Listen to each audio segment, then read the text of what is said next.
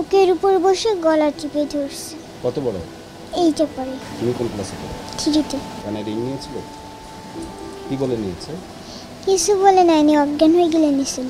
খুলনা সরকারি করোনেশন উচ্চ মাধ্যমিক বিদ্যালয়ের 8ম শ্রেণীর এক ছাত্রী নেশার টাকা জোগাড় করতে 3য় শ্রেণীর এই ছাত্রীর কানের দুল নিতে বেদম মারধর করে, আর তা নিয়ে শুরু হয় তোলপাড়। এমন ঘটনা অভিভাবকদের মাঝে ছড়িয়ে পড়লেই শুরু হয় আতঙ্ক। মানুষ করার জন্য আমরা বাচ্চাকে পাঠাই দেই স্কুলে, স্কুল থেকে আজকাল বাচ্চারা অস্বাভাবিক, অসুস্থ এবং অমানুষ হয়ে বেড়ে আসছে। শিক্ষা থেকে তাদেরকে দূরেও রাখতে পারি না, আবার পাঠিয়েও শান্তি পাই না যে পাঠাচ্ছে কি হচ্ছে কি না হচ্ছে। আমি বাইরেরটা দেখতে পাচ্ছি, ভিতর ঢুকে গেলে যে কি করতেছে এটা তো আমাদের দেখা সম্ভব হয় না। শুধু করোনেশন স্কুলই নয়, 21-এর অনুসন্ধানে বেরিয়ে আসে খুলনা মহানগরীর অনেক নামিদামি স্কুল কলেজ পড়ুয়া ছেলেমেয়েরা নেশায় আক্রান্ত হবার কথা, যদিও বেশিরভাগ শিক্ষার্থী নেশা করছে সঙ্গীদের প্রলোভনে।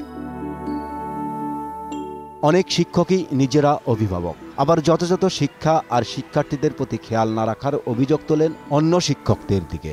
আমার ধারণা খুলনার কম বেশি সকল প্রতিষ্ঠানেই এই মাদকের কিছু না কিছু সমস্যা আছে। তাহলে এর মধ্যে একটা ঘটনা ঘটবে, আমাকে তো সেটা কন্ট্রোল করার ক্ষমতা বা যোগ্যতা তো আমার মধ্যে অবশ্যই থাকতে হবে।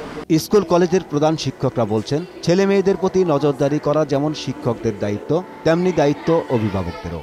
এখানে পরিবার, আমাদের বিদ্যালয় এবং বাইরে তারা যে সমাজটাতে মিশছে, এই তিনটা মিলেই কিন্তু একটা শিশু তার বিকাশ ঘটে। এই যে ব্যর্থতা, এটা কি একটি সামগ্রিক ব্যবস্থা না? মহানগর স্কুল কলেজ পড়ুয়া শিক্ষার্থীদের মাঝে মাদকের ব্যবহার রোধ করতে কঠোর অবস্থানে রয়েছে প্রশাসন, এমন দাবি পুলিশ কর্মকর্তার। ব্যাপারে আমাদের ডিবি টিম বা সাদা পোশাকের গোয়েন্দা টিম আমরা প্রায়শই স্কুলে পাঠিয়ে থাকি।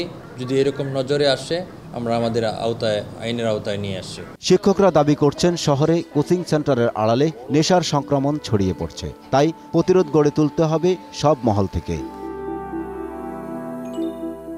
ফারুক হোসেন, 21 টেলিভিশন, খুলনা।